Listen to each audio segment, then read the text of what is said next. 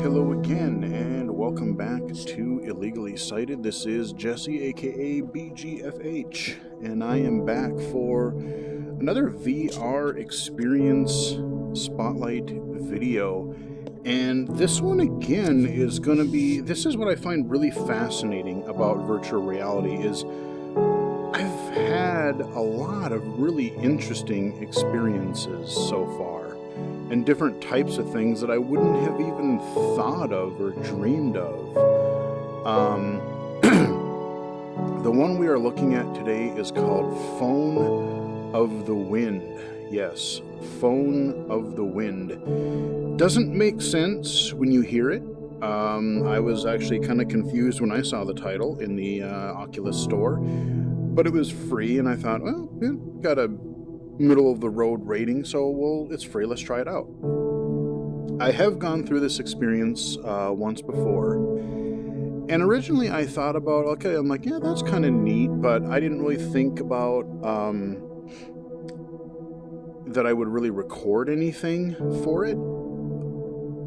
And I actually uninstalled the app, going, okay, that was kind of a neat once-off thing.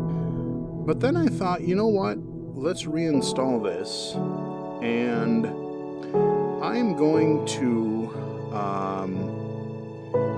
kind of just use it. Like I said, this is going to be a totally different kind of experience, and this video in a way is going to be kind of a tribute to my grandparents and my great-grandma, who are all no longer with us anymore, with me anymore.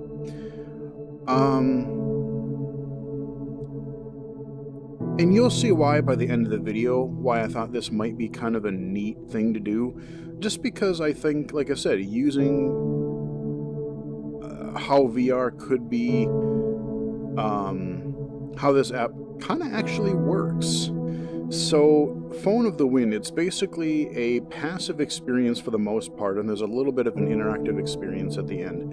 What this is basically, it's going to play us a few different videos. There's this, I can't read that text over there on that because it's super far away, but maybe I'll look at the video and try to read it that way, but after I'm done recording this. But basically what this is, this Phone of the Wind is like this phone booth somewhere, and it's basically people go in there and they communicate with the loved ones that they've lost. And you're thinking, okay, that's kind of hokey or whatever, maybe you buy into it or whatever. And, you know, it's some neat 360 simple VR animation. And then at the end, they basically say, okay, now that you've seen a few of our experiences, you go in there and you can speak with somebody. And I thought, oh, okay, whatever, you know, this is kind of neat. We'll just go in there, look at the inside of the booth and whatever. But, you know, you're surrounded by this virtual environment and this simple little phone booth. And once you get in there, like, it's actually surprisingly effective. And I thought, okay, we'll play along. And, you know, like I said, I've actually been thinking a little bit about my family lately, and I'll get into that later in the video. But I actually kind of found it to be a little bit more effective than I thought it would be. Once I got into it and actually just kind of babbled a little bit, it kind of worked, you know.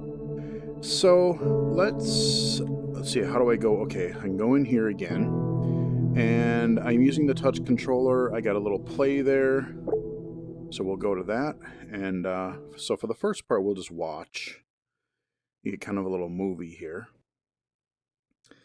But yeah, like I said, that when you actually go into the booth, I was like, okay, you know, you start talking and you're really thinking about someone or some people in particular, and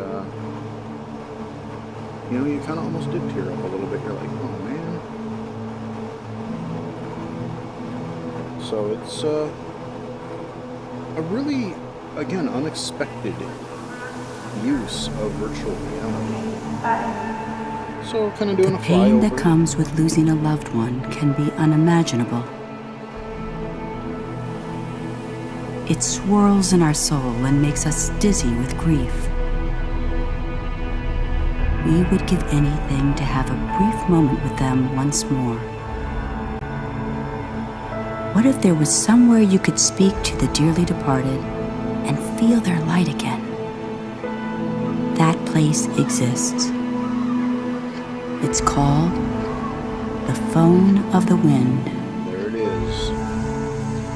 Okay, so now we're down. We're going to see some people enter it here. Okay, see where we came from. Okay, so now it'll fade to white, and there's, I think, 3 of these. My dear, it has been a long time. I felt like talking because I was thinking about cherry blossom season and how much we loved it. Just like that spring when our daughter, Mika, our beautiful flower, was born. You loved Mika so much. She misses you too, and often remembers you with your grandchildren, Reo and Diana. They often ask about you, so I brought them here today. Here they are. 1 second. Hi, Grandpa. It's me, Rio. I wanted to tell you I went to Tazawaku Lake this summer. I learned how to swim, and I learned a bit of English too. Hang on. Diana wants to talk. Hello, Grandpa? Are you there? It's me, Deanna. I wanted to tell you that I cycled all by myself from home to the Shiriyama gym and back all summer. You would be proud of me, Grandpa. I like the kind of Will you watch over us from the sky? cel-shaded art style of this. Okay, like it's just bye. Really bright, colorful. Hello again, my dear. They are The art such style good is kind of boys. just this really neat kind of You animated know, look I to was it. with Simple, Diana but and he effective. said, don't be sad. Look in at the sky. The shiniest star is a grandpa. He said you are always watching over us. Watch over us forever, okay? Goodbye.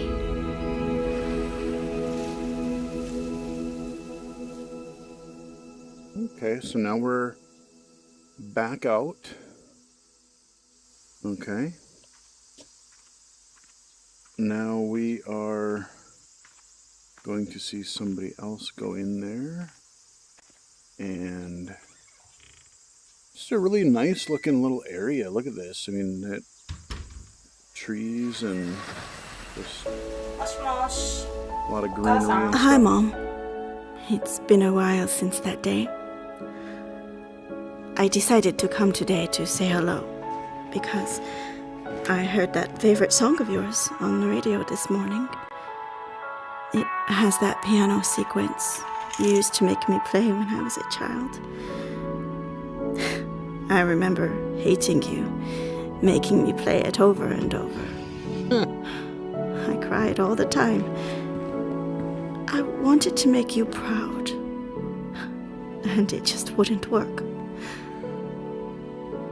You always told me it was okay, Very even simple though animation. I was never any good at it.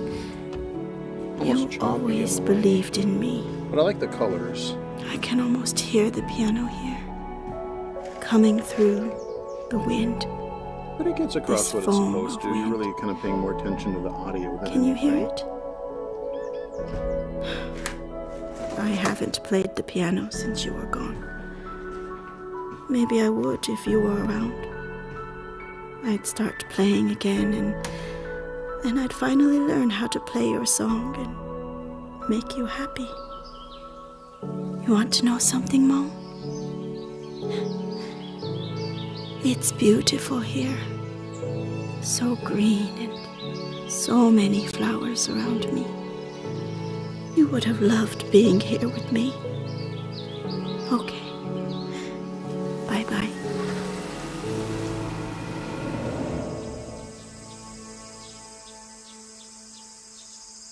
Alrighty, now we get one more, and then we'll get to the more interactive part. But yeah, look at how richly.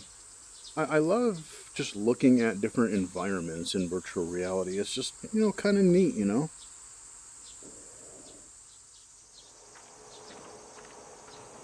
Okay.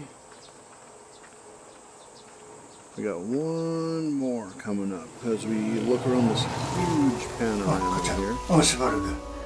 Hello, Kiko. I'm here. This one's kind of got a How neat are bit of you? animation to it. It's just a lot of simple... Everybody is fine here. Everybody means only me, but I am doing fine. Why have you never come to see me in my dreams? You really gotta look all around. I talk all to you at 360. the altar every day and night. Oh, I getting miss dizzy. you. Huh? Kiko? That's cool Kiko. looking. Yes! I Really cool heard artwork. your voice. I like how you're just being enveloped Yes. in all this Okay. like crazy I will artwork. call you again soon. Take care of yourself. I will leave a Neat. message in this notebook here. I hope you'll visit me in my dreams soon. Will you? Whoa. Looking up and then turning around in circles, probably not the best for a little bit dizzying. But okay, now we're gonna zoom in a little bit, and now it's gonna make us. Now So that you've experienced these stories and felt the power of connection, step into the phone there's booth my touch control. and leave a message for someone you've lost. Okay, we're not going to do that exactly this time, but we are going to go in, so I can point at the door, hit the trigger. Oh, get bumped in the head. And we're going to walk into this phone booth here. So this is the interactive part. Let me stand back or scooch back a little bit here, so I'm sitting right now, but I'll stand up. Got a little bit of a like an article or some stuff on the left-hand side here. Again, with the text being small and that, it's actually really hard for me to read. But you got your little flyer over here on the left. Got something else up here just ahead of you. Or at nighttime, so you get some nice little animation. That's a big phone booth. I really don't remember phone booths being this big. They're actually being pretty generous here. But yeah, so we got our little notebook here that last guy was talking about. I wonder if I can... I didn't actually try to play with the notebook before. Can I do anything with it? Okay, you can turn it. Okay. And then you can read... Oh, God. No, we're not going to be able to read that. Okay. But yeah, so you can page through the notebook. And then you can point at the phone. We'll pick it up. And you just click and then it just sits here. So now you probably see the phone in the lower right of my view. And so now you just get this kind of, you see that kind of, whatever that light is supposed to be ahead of us. You know, kind of a glowy star or whatever that's supposed to be. And so, like I said, the first time I did this, like I said, I kind of went in here. I'm like, okay, this is kind of a neat thing. So they let you go into it yourself. And they're like, okay, pick up the phone and talk to somebody. And as I started doing it, you know, I'm like, okay, you know, we'll play along. Who would I want to talk to? And the people there are a couple people that I really do think about fairly often, or sometimes, you know, my grandma, my grandma, my great grandpa, or grandpa and grandma, and my great grandma. They all died when I was a teenager, within a few years of each other, actually. Just kind of boom, boom, boom within, like I said, a few years. And I always loved hanging out with them at their place. It was kind of interesting how it worked because, like, they all lived, my grandpa and grandma lived in one house on a property, and my great grandma had her own on the same property. So they kind of helped look after her and things like that. So, you know, I would go over to their place all the time. and spend the night. And like my grandma was this awesome cook, and we always had this kind of joke when I was little that like my great grandma was the hotel and my grandpa and grandma were the restaurant, because like I would always go over there and like she would just make awesome food. But and the other thing that really got me thinking about this is like tying it into the whole blindness thing and the channel a little bit, is that one of the things that I fairly regularly think about is, like we kind of get caught up in the technology and like we complain about stuff like, oh, why doesn't this work this way? This costs too much, or why doesn't this work the way it's supposed to? It's easy to make fun of certain, like people like, it's easy to take jabs at things when they don't work or whatever. But like, it's actually really, really amazing to be alive right now. Like, yeah, I mean, in general terms, like the news would have you believe, and if our president doesn't kill us,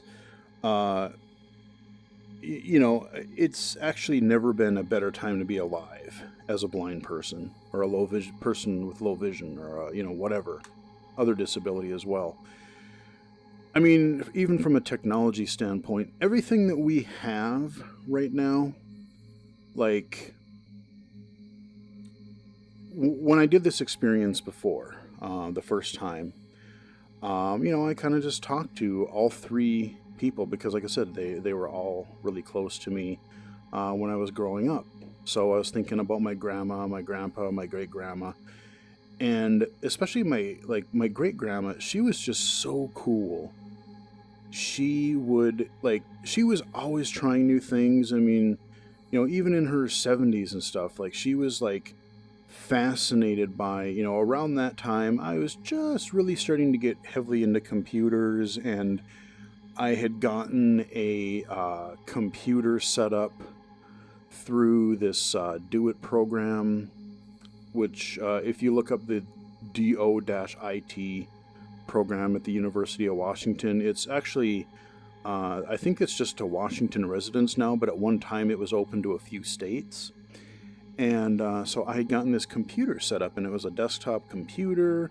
We had a screen reader, a screen magnifier. This is in the DOS and Windows 3.1 days, mind you.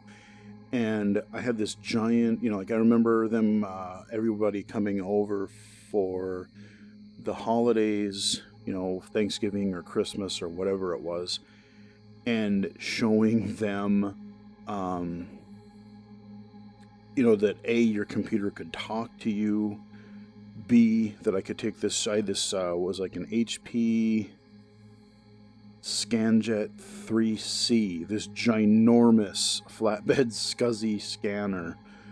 And just being able to show them that, hey, I can take this piece of paper of text, throw it on this scanner, and then have my computer basically recognize, scan it, recognize it, and then within, at the time, a minute or so, you're having it read aloud back to you in a synthesized voice. And I remember my grandma, and especially my great grandma, just being blown away. Everyone called her Gigi. But she was just fascinated by all the things that I was learning. I didn't get to learn some of this stuff until I was a teenager. Like, they didn't bother teaching me much technology. They didn't bother teaching me Braille. I don't remember if I covered that in an earlier video on the channel or not, but they're like, well, K through 6 is like, basically you can see, so here's a dome magnifier, have at it. And it was a real pain. It was a real struggle to read anything. And so eventually, after I did basically so badly in 6th grade, it was just like, I was not really causing trouble, but just not doing my homework because I didn't care. I had the attitude of, why should I spend 3-4 hours on something that would take a sighted person 20 minutes? I had better uses of my time, and it was just a struggle. Your eyes were tired, you'd get a headache. So they're like, oh, maybe you should learn some Braille and technology and yada yada. So as I was starting to learn this stuff, I would start bringing these little technology toys home. Like, remember the short-lived device, the Braille Mate? It was like a Braille and Speak. It was one of the first real early note takers. It actually had one cell of refreshable Braille. It had, both of them, the Braille and Speak, and the Braille Mate had the, synthesized speech as well. And then showing them the computer. And then as I was learning Braille, I could bring home, paper Braille. And I was showing that to my grandma and my great grandma. And it was so funny because she was looking at them and like the shapes of some of them, we were all growing up on a farm. And so she was all like, oh, this looks like, these dots, they look like little hay bales or little haystacks or something. It was just funny. But they were just fascinated with the fact that, I was showing her that you can read, tactily by like feeling, this is an O, this is a, an N or a P, or this is, okay, you actually have contractions and this stands for this. And, but she was always fascinated by that stuff. And, like I said, when we get caught up in some of our, everything moves so fast right now and the technology changes every 2 nanoseconds, that it's just, you step back and go, all jankiness aside, how amazing is it right now? I mean, even compared to when I was in college, like, working in the blindness rehab field as I do, it can be sometimes frustrating because you see, especially a lot of the transition age kids take things for granted and like, I want it this way and it has to work this way and why doesn't it do this? And like, dude, I remember when we didn't have jack. We were lucky to get something that was halfway working, like we were lucky to get a book in general. We had, you might have a textbook read aloud by your teacher's aide. And I remember in high school, it was always a thing of like, her little recording room or her little staff room was above and behind the old gym stage where they had band and choir practice. So she would be reading the book and I would always have this like either band or choir kind of drone in the background of like, oh, okay, you could hear that, and sometimes you'd hear the teacher yelling and stuff. It was really, it was just totally, lo-fi, but like it got the job done. And you remember when Bookshare first started, people were scanning in their own books. They didn't get stuff from publishers right away. And you actually had to look at books by classification of like, people would scan stuff in and there were categories of like acceptable, lots of errors but legible, good or, excellent, almost no errors or whatever it was. But even then, that was such a huge...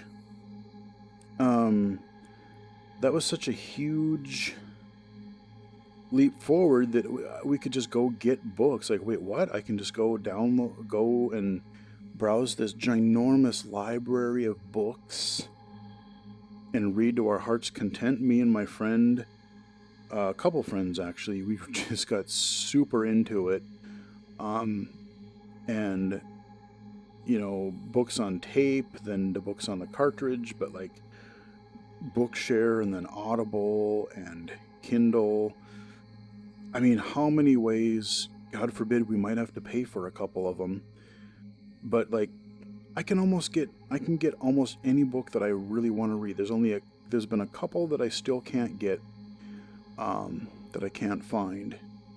But if I really wanted to, I could go buy the print book and do it myself. I just haven't taken the initiative to do it. But like we have basically a virtual almost infinite library of books as blind and visually impaired people. We have almost instant access to pretty much any song we would ever want to hear, be it purchase or through streaming services. We have almost, instant access to movies, TV shows, renting them, buying them,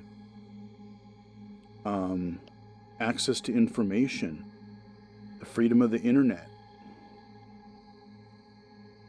research, entertainment, shopping, paying bills, banking, GPS. And I keep thinking, like when I did this experience earlier, thinking and kind of just, okay, I'm going to talk to my grandparents. I'm going to talk to Gigi, I'm going to talk to my great grandmother.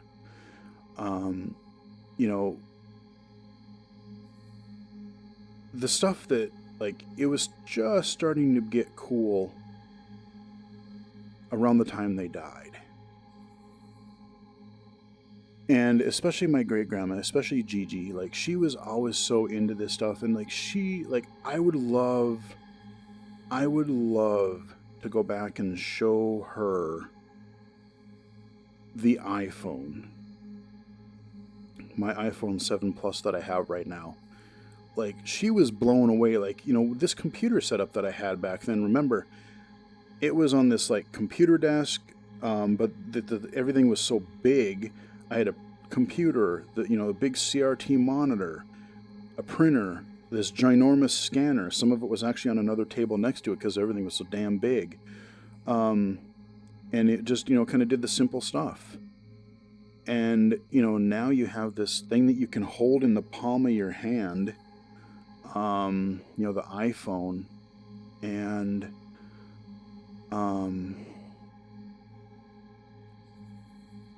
like I said, you can do all of this stuff. Like, I have instant internet access. I have access to books, libraries, movies, music.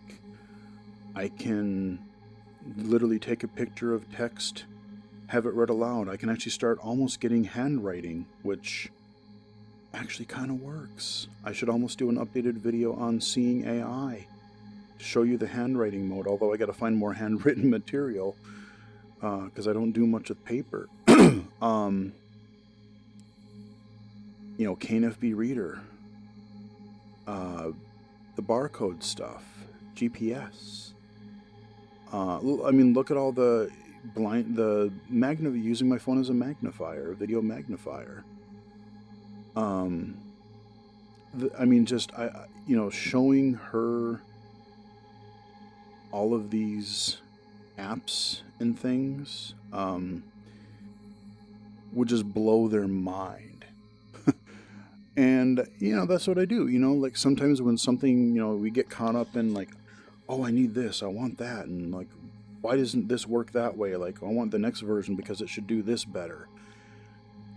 Just, like I said, we take time to step back for a minute and look at how great things really are,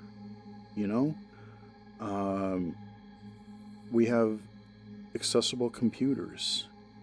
We don't have to spend thousands of dollars for a screen reader anymore. We don't want to. We can go buy a phone. We can go buy a tablet, a smart TVs, set-top boxes. Even a game console or two, for God's sake. It's not perfect, but I wouldn't have thought any of this was ever going to happen. VR in general. Virtual reality was always this weird terminology, that kind of became popular in the early 90s, especially with things like Lawnmower Man and, the Virtual Boy. Oh, God, that was a disaster. I actually did see one of those once, and, I saw one in a store display. Yeah, those things, way ahead of its time, but not good.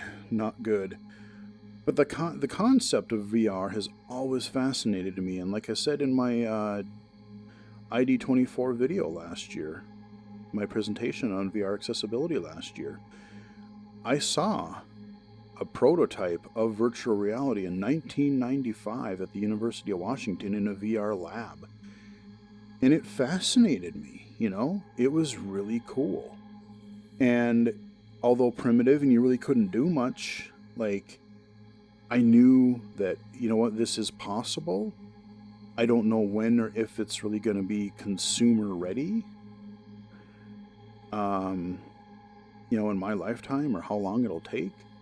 But that was one of the coolest things I'd ever seen. And now, here we are. Look at this. I've been doing, literally recording and sharing VR videos, games and experiences with people on the internet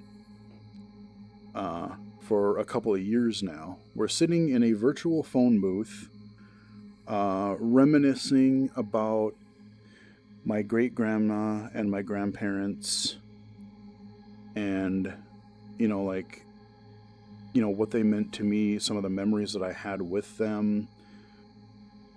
And, you know, again, just kind of tying it into the whole technology, and like them just being really fascinated with, you know, just, I know they were always proud of me, you know, like just being legally blind, and I still did everything. I still would do stuff.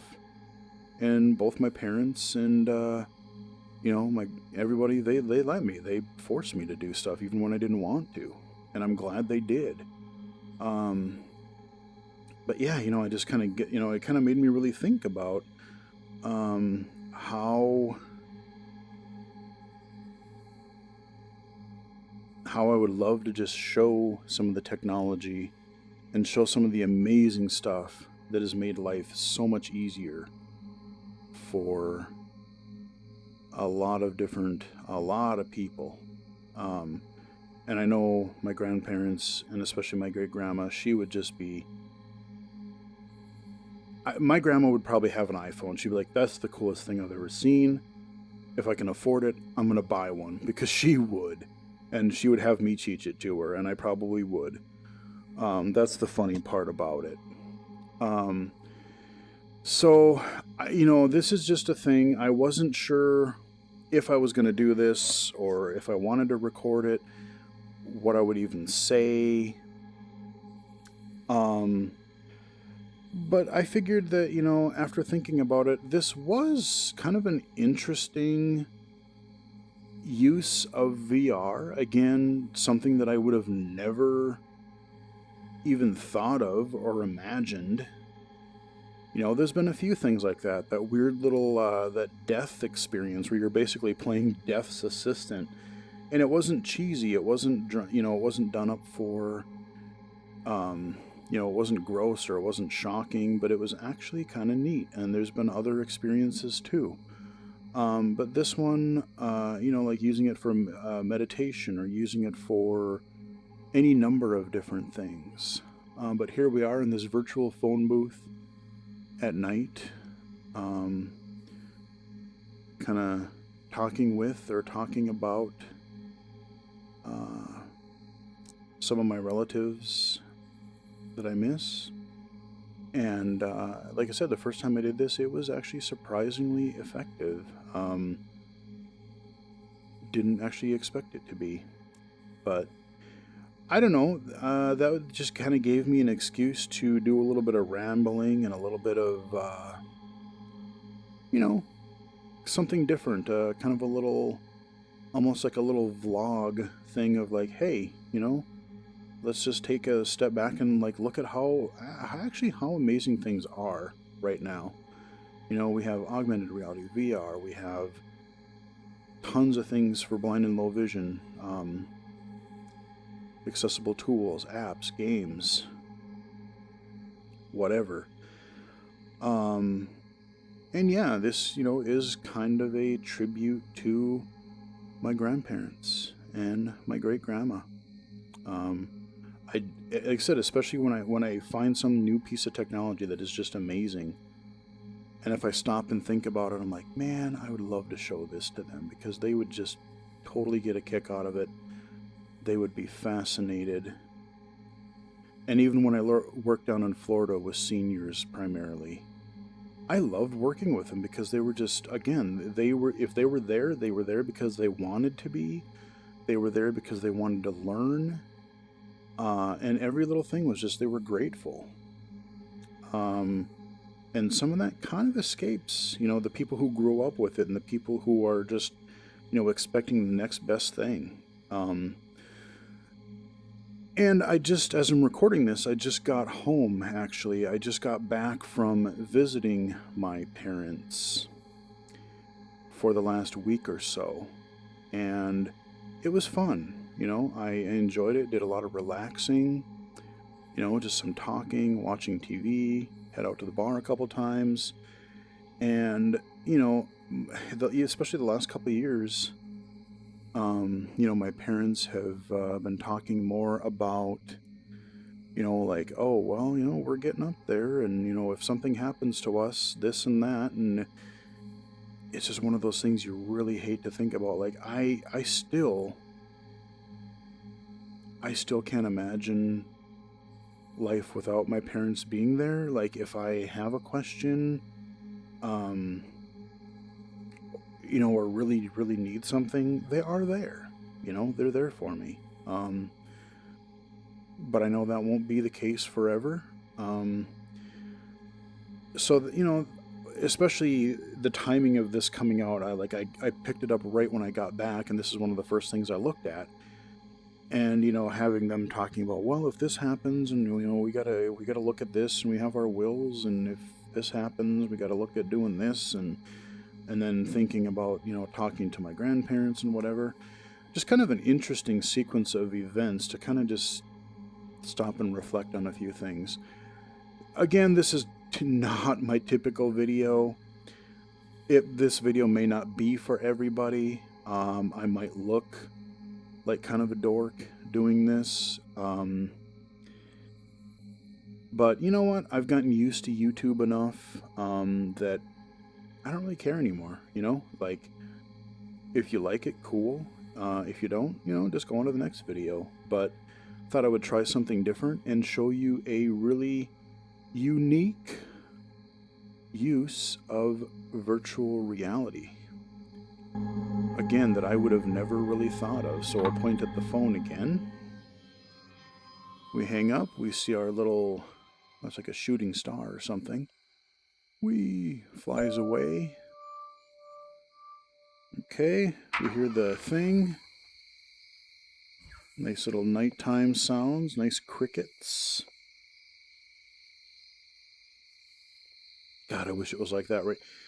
It's literally... Well, actually, what is it? Hey Google, what's the weather like? Ugh. -1 right now and -4 tonight. When I went home the last week, it was literally, there was one day I think where it was like -30 some, -40 some below. They actually had like another part of the state, they had the coldest temperature, like -45 degrees below. Like it was the coldest world record temperature. Yeah, it was freaking cold. So just being out here in this like nice, like summer, spring, fall, whatever season this is, atmosphere, I'm like, boy, I wish I could go outside and experience that right now, but it's too damn cold and snowy and icy and awful. So we're gonna click on that.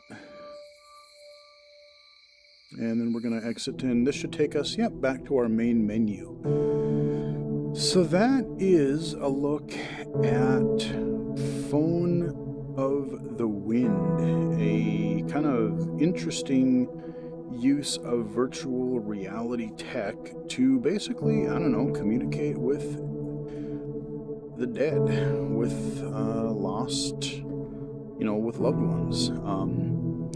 The concept was kind of neat, like the first, it was kind of interesting watching the animations of the first 3 people.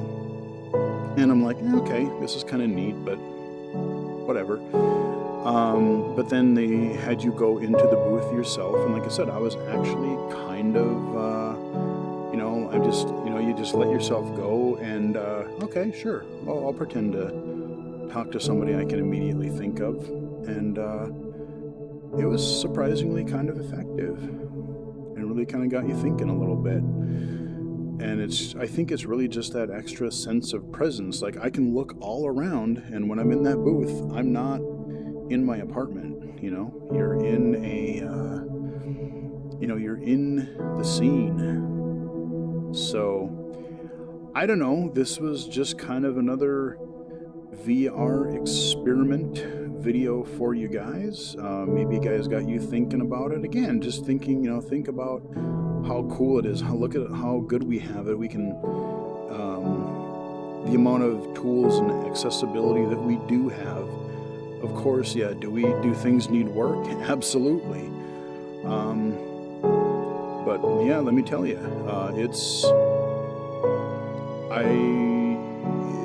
the technology alone, I would not be where I am without a lot of the technology that I have access to. And anyway, I was trying to finish a thought, but my mind went blank, so we'll leave it at that. Hope you guys enjoyed the video and my rambling. Follow me on Twitter at BGFH79. Like and subscribe. Like the channel. Like the video. Subscribe to the channel. Tell other people. We got lots of existing and yet to be recorded content coming out. So hope you guys enjoyed it. And until next time, I will talk to you guys again later.